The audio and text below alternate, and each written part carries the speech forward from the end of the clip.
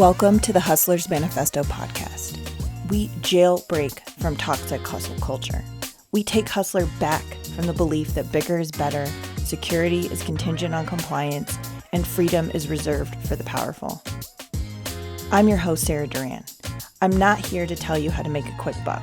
I'm here to change the way work is done so we can live more meaningful lives right now instead of betting on an uncertain future. If you value this content, please rate it and comment on this podcast wherever you get it. Thanks for being part of the movement. Hi, Adrianna. Hello. How are you? I am great. How are you? I'm wonderful. I'm so excited to have this conversation with you. Thanks. I'm so happy to be here.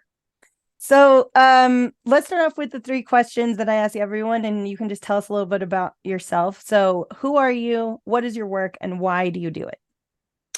My name is Adrianna Baros, and I own Second Love Restoration, which is a small furniture repair business out of the Denver metro area and pretty much all of Colorado or wherever anybody wants to pay me to go, because I've been to South Dakota and I've been to New York to do repairs. I've been to Missouri, just kind of all over to just do kind of the work that you don't really know exists until you need it to exist. So one of the biggest things that I focus on is like when people build a brand new kitchen and their kitchen is just installed, and let's say the electricians come in and their tool belts scratch the front drawers of the cabinets, or countertops are installed and there's big chips out of the cabinets. I just come in and I repair them to look like they just never existed. So my dad has done furniture for the last 35 years, but I kind of went more into the new build construction mobile stuff where I actually don't bring my work home. I go to work, but work is everywhere in Colorado. So. Why do you do this work? Well, at first I didn't want to do that work because, as you know, your dad is also a carpenter, and you never wanted to follow in your dad's footsteps because that just is so cliche and what everybody wanted to do. And I actually had started in an after-school program for Boulder Valley School District. I worked just in their before and after school, and I was there for about 4.5 years, like in high school and out of high school. And that was my first love. So I loved working with kids, and I loved just being a part of that. So when I actually started my company, I was still working with kids. That's why the company name is Second Love Restoration. But then it kind of has like if you're an English teacher, I've gotten a lot of compliments about the second love aspect of that, because it not only was my second love at the time, that has now become my first love because it's a great job, but it also shows that like people who have heirlooms and stuff that they want refinished, or they want it looking new, like I always want to give that opportunity to people for that second love of that piece. So yeah, so we definitely have had a lot of conversations. We share the same our dads working similar lines of work. And you are 100% right. Growing up, I was like, I will never own my own business. There's too many decisions to be made. There's too many like managing other people feels very complicated, and you have to like hustle all the time. You are 100% the only person responsible for your livelihood and sometimes other people's livelihoods. And then lo and behold, the universe had other plans, and here we both are working for ourselves. Amen.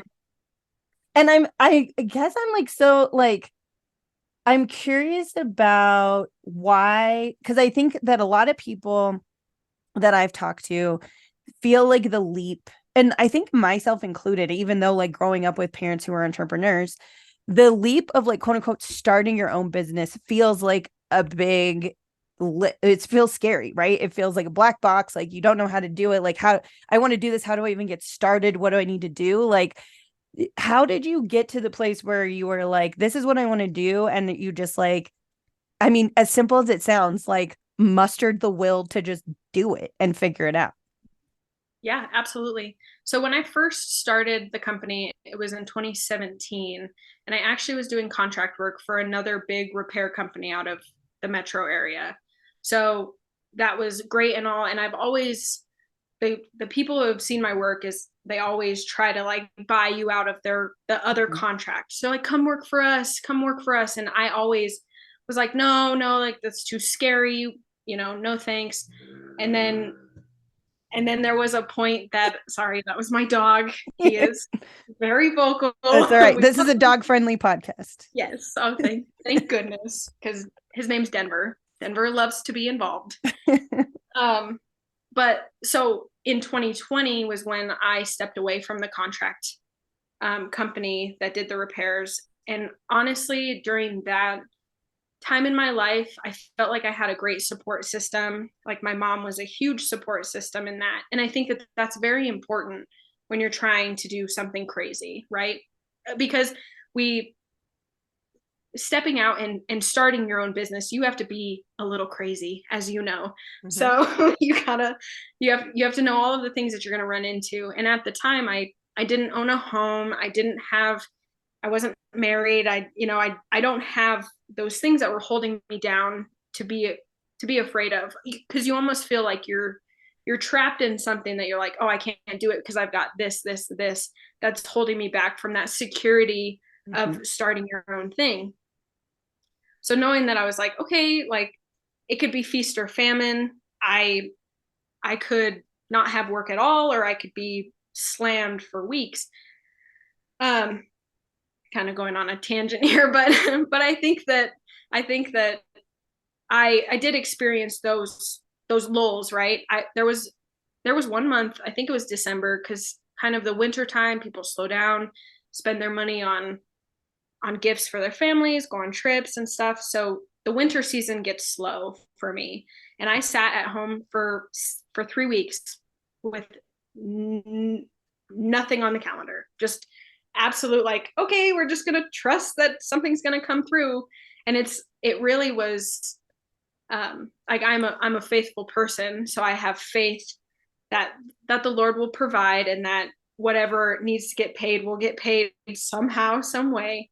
And that was a huge support system for me too, and my mom being crazy along the journey of that as well. I think that is so I mean, that definitely resonates with my own experience. I remember when I decided to quit my job and not start my own business, but just be like, I gotta figure something else out. And I picked up some contract work, but I was telling my husband, I was like, I think I need to quit my job. And I'm gonna get some contract work. Like, I'm gonna make sure that like I have the money covered before I quit. And he was like, all right. And I was like, yeah, that's it. Like and then I ended up working for someone after that as like a partner in his company, and that ended up not working out. And I was like, I think I'm gonna start my own business. And he was like, all right. And I was like, see, like, you're not scared. Like, you're not like, should we talk about this? I was like, your unwavering faith in me is actually like a little bit scary. Like, I just wish. Yeah. So it is that support system where I'm like, well, apparently you think I can do this. So yeah, you got people on your side. So I guess maybe that's the underlying factor, that maybe that's where these successful businesses come from, are the people behind us. So yeah, I think that is so true. I know it's definitely true with my parents and their business. And that also resonates with me, because there were definitely what you said about having faith, because I definitely was like, there were moments where I was like, I'm not sure if I'm gonna be able to pay my mortgage next month. And I'm just gonna trust that something's gonna come along. Not that I wasn't also, which I'm sure you were too, doing the actual work of trying to get business. Right. And every time I picked up a new contract or like something came through. And so I also am just like a big believer in like trusting the universe. Like, what is gonna, if you have to do the actual work, and what is meant to be is going to find a way to happen. one of the main reasons I wanted to bring you on, I think we were talking about this before we hit record, that your the work that you do is a little bit different than some of the other people that I have on the podcast. And as someone who grew up with parents, especially my dad, who did quote unquote like blue collar work and worked with his hands, oftentimes in homes of people who did white collar work and did not work with their hands. Yes. One of the things that I saw over and over again was just this sort of bias against the value of working with your hands versus working in an office, or doing blue collar work versus white collar work. I remember one story that my dad always told me was that, and this is just one example of how this happened over and over again for him. When he was in someone's house, someone right next to him, like no shame at all, was pointed at him and his guys and told their kid, "This is why you go to college." Oh And my. that is right. And it's like, Yeah. my dad did go to college. Yeah. But I also am like, go to college, don't go to college. Like, I don't actually care as long as you're doing what you love. Yep. Um, and B, like the value judgment there, that this is something that you do because you couldn't do something else, because you weren't smart enough to do something else, because like whatever the other value judgments are there have Yeah. always sort of and just really instilled this belief in myself. Like I said, go to college, don't go to college, do what Right. you love, but also the power of people who are like truly skilled craftspeople in especially today, where I feel like those kind of skill sets are just not as valued as they should be. Yeah. And so I'm curious about your take on that as someone who works directly with her hands, Yep. also which it would in an industry that's probably like very male dominated, so there's Uh, like so many layers there. yeah, absolutely. So to start off, the whole college thing, like I personally, I just didn't like school. And we were kind of touching base on this a little bit earlier. Like, I don't even like admin work for my own company. Like, and that speaks to the creative people. And I think that, yes, college is very important for people. And as in, like, my boyfriend's scenario, like he would work with his uncle and install carpet and do drywall and do all of these things when he was younger. And he said, that's not what I want to do. Like, I want to go to college because I want to sit at a desk and not hurt my back, which I get that. I know that one day my body is going to fail me, just like all of the other blue collar workers. But at the same time, like during the pandemic, we were all very busy because people were working on their houses, and the trades are dying. And that's what's really sad about this generation, my generation. I'm 26, and the generation that the furniture repair and the craftsmanship is getting passed down to is my generation. And so, like, yes, my brother knows how to do it. He could do repairs if he wanted to, but he doesn't want to. And it's not, furniture repair is not something that you go to trade school for. There's no actual way to learn it unless you're in the industry from your family or friends, or it's such a niche, right? There's just such a little bit of that. And just touching back on the whole college thing, like I just personally didn't want to go to college. And I the whole reason why I left the school district was because they want to get a bit better position. They wanted me to go to college. And now it's kind of ironic because after 2020, they lost all these teachers, and now they're giving anybody a job in the schools. So, but I unfortunately just wouldn't go back because I do love what I do now. And and the trades are pretty much the foundation of America. Like, they're, while everybody else was working from home, we were out and about. And when I tell you I-25, rush hour during COVID was a chef's kiss. It was the best. I loved it. I wish we could go back to that, but Colorado people know that I-25 is the worst. But anyway. We need all those people to stop going to their offices so that the tradespeople can get out there and fix all the things. Yes. Yes, absolutely. Yeah, I mean, I think you're hitting it on the head there with, I think, the college thing. I think that And I'm 100% with you. I think everyone should have the option to go to college. I think one of the things that happens in our society is that not everyone does have the option to go to college. So hear me say that, like, everyone should have the option to go to college. I just think that um there are a lot of amazing professions that I think people end up not exploring because we all get pressured into this, like, more, like I said, quote unquote white collar mentality, where it's like the the right thing to do, or the like better thing to do, is to like not work with your hands, but like go work in an office, and both of those things are incredibly important for our economy, right?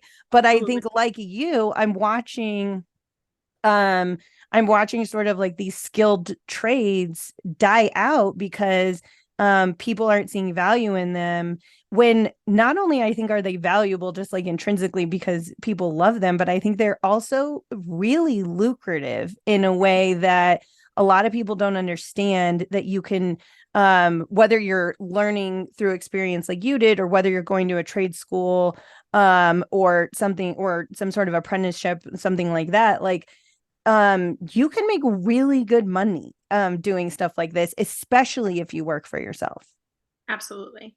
And I think that that was one of the biggest like hiccups that I saw with a contract company, because I was like, wow, I'm like, what this guy is charging, I'm not even making a third of what he's charging, Mm-hmm. which means that if, and this is, those are the things that ran through my mind, in November of 2020 when I left.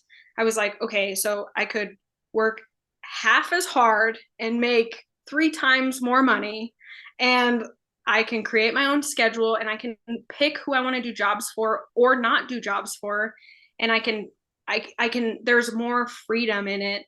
And yes, it is so scary, but it's also so rewarding seeing, like, in the last 3 years, how many clients I've built. And really, the work is, any trades work is really referral based.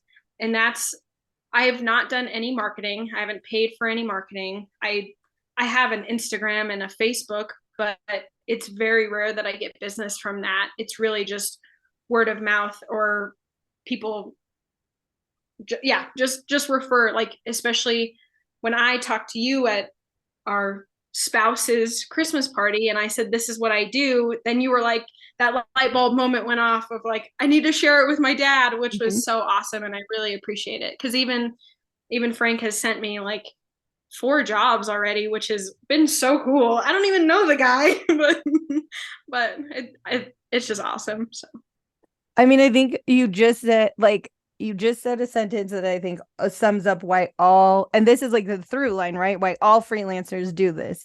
You make more money, you choose your schedule, you choose your jobs, and you choose the people that you work with. And that's something that is fundamentally not, some of those things can be true when you work for other people, but that's like a level of control that you have over your work that wasn't true even when you were working contract for other people, right?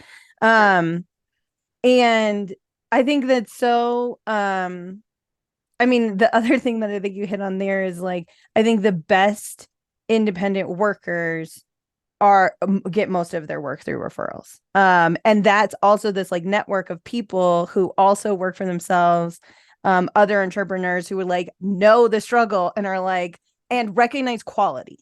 I think that's the other thing, is they're like, I am like dying. I think especially in the trades, I am like dying for quality people to be able to refer people to, right? And Right. so I think there's so much work to be had out there for people that know what they're doing. Absolutely. No, for sure.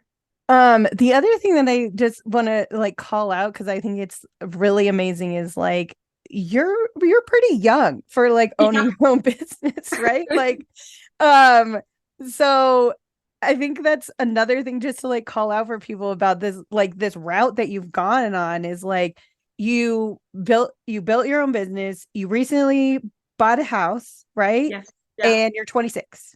Yes. Yeah. Okay. So Yeah. Well, just to thank like you. name Yeah. that, Oh, well, thank you so I much. think that's Yeah. like, I think there's like a lot of people who, um, go the quote unquote traditional route of like getting a desk job and doing all those things, who can't say that at the age of 26.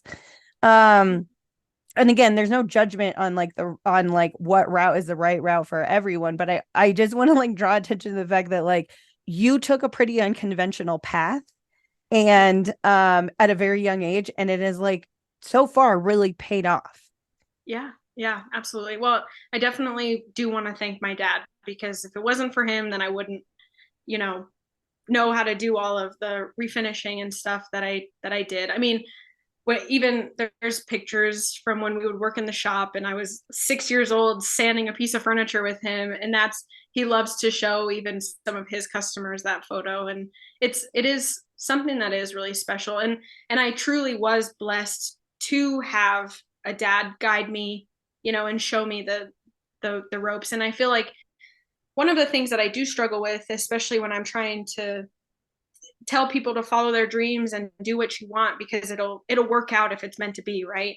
But it is hard when you, like you were saying earlier, you're the person who does all the work, and you make the schedule, and it's your hands-on work. I think that that's really hard to transition to, one, hiring people to work for you, and also two, like giving up kind of that creativity in the job realm of it. Like, I so badly do want to hire people to work with me and train and get, more people doing this trade. But it also comes with a lot of fears, and fears of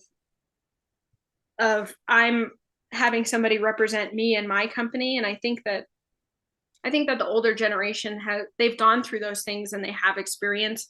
I'm just in that different season of my career where I will start to hire people, and I'll start having people by my side and start training them. But where do I find these people? Mm-hmm. Yep. Where, like, because yes, it's an artistic mind, but it's artistic with hands-on. Like, I have tools, and I can remodel a whole bathroom if I want to, because I know how to do it, but I taught myself how to do those things. YouTube is a beautiful thing. Okay. Mm-hmm.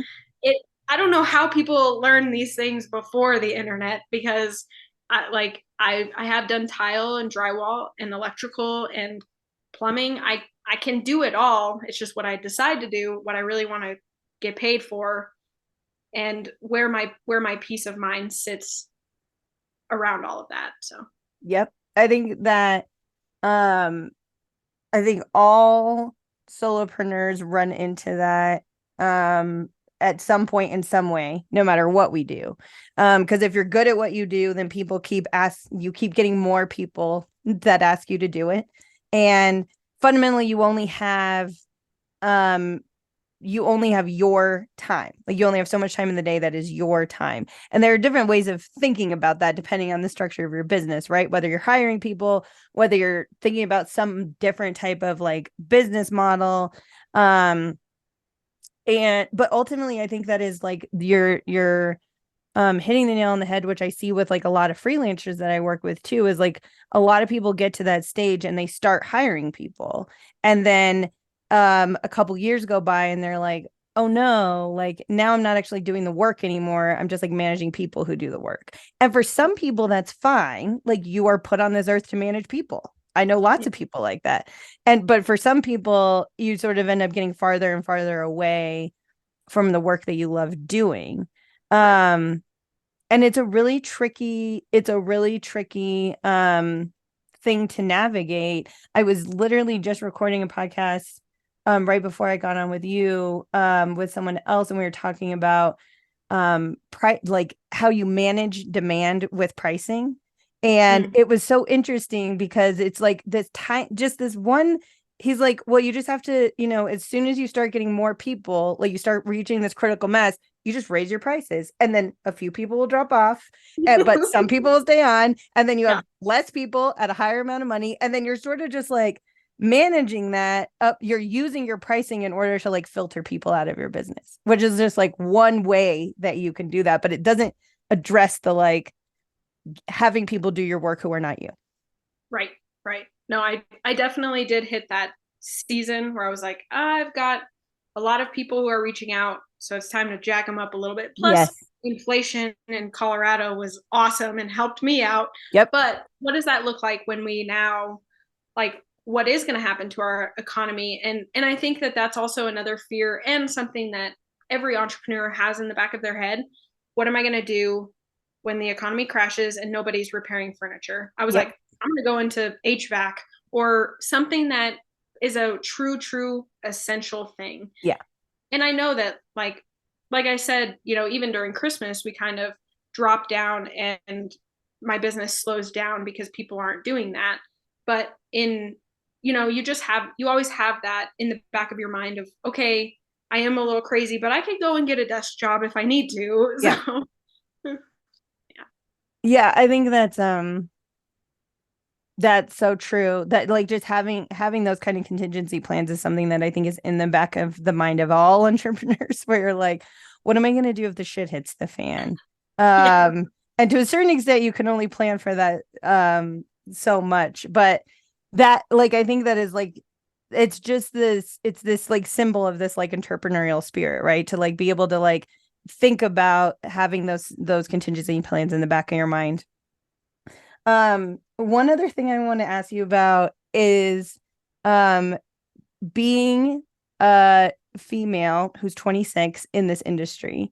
And I know from experience that my sister, different than you, I was never allowed to work in the field in my dad's business because I'm really bad at painting things. And so I worked in the office and my sister worked both in the office and in the field. But no one ever puts a paintbrush in my hand because I'm really, really bad at it. But my sister worked in the field for my parents, like all through college, and she found that people never took her seriously because she was like a 20-something girl. And so I'm curious, as like the business owner, Yeah. if you bump up against that. I I I feel like I do, but I guess I don't pay attention to it because I've gotten past that, like, okay, like, yeah, she's just a little girl. Like, so one thing that I was thinking about was, if I hire an older male, are they gonna start talking to him like he's the business owner and then I have to come in and straighten him out? Like, so I think that that's even a part of that, that inner fear. But this is really messed up, and just between me and you and your listeners, if they listen. But but sometimes when I get real inappropriate comments from clients, they get charged for that. So Oh yeah. Oh yeah. yeah, because I don't appreciate that, and I deserve respect just like everybody else. But I do see how sometimes people one thing that I've run into more often than not is people are like, "Oh, are you sure you can do that? Like, are you sure you can fix that?" And then people are pleasantly surprised and they're like, "Oh my gosh, she's magic. How did Yeah. she do that?" So I think that I haven't run into or maybe, like I said, maybe I just don't pay attention to it and don't give it the power that they look down on me, because I think a few years ago I did, and I was real self-conscious about that. But now I'm like, I've been doing this now for 3 years on my own. We'll get through. So Well, I love that. I think that is exactly the right mindset, and they should pay for it if they're gonna yeah, if they're gonna men pull that kind of crap.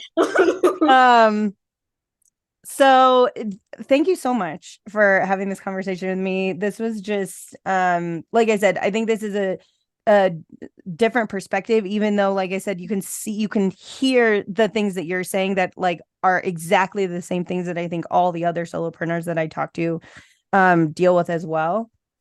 And I think this perspective is super important because I want to broadcast out to the world that both blue collar and white collar freelancers are important and Yes. are doing valuable work. And yeah, tell us where we can find you, whether you're in the Denver area or want to fly Adrianna out to repair something in wherever you live. Yeah, so you can find me at Second Love Restoration on Instagram or even on Facebook. And then I will one day get a website. We'll get there. I just haven't done it quite yet. So, but I hope that they can find me just through there and message me, or I'll send out my phone number. They definitely can. And I think the biggest mistake that people make is making a website when you get all your clients through referrals. Yeah. I mean, like, not that you Amen. couldn't make a simple one, but I'm also like, I didn't Yeah. have a website for the first 5 years that I ran my business because I got all my work through referrals. Like, Yeah. so I think it's great. And we'll put links to your socials in the show notes. And Awesome. thanks so much again for chatting with me. Thanks for having me, Sarah. It was great. Thanks.